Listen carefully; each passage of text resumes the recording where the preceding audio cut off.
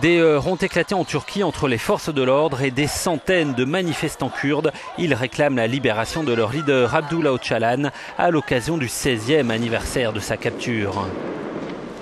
Grâce à des négociations qui restent secrètes, le prisonnier pourrait appeler à la fin des hostilités en Turquie d'ici le printemps prochain, mais le gouvernement met la pression. Un processus de paix nécessite de la véracité, du courage et surtout de la bonne volonté, a déclaré le Premier ministre turc. Il ne suffit pas de parler du processus tous les jours, des mesures concrètes doivent d'abord être prises.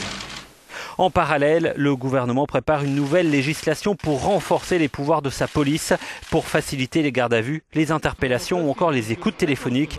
L'opposition dénonce la naissance d'un État policier. Si le gouvernement veut adopter sa loi sécuritaire tout en faisant avancer les négociations de cessez-le-feu, alors ils ne sont pas sur la même page que nous. Ils font une énorme erreur, annonce ce chef de parti pro-kurde. Les militants du PKK qui luttent depuis plus de 30 ans réclament aujourd'hui un statut d'autonomie pour leur région. Les négociations pourraient aboutir avant les prochaines élections turques en juin prochain.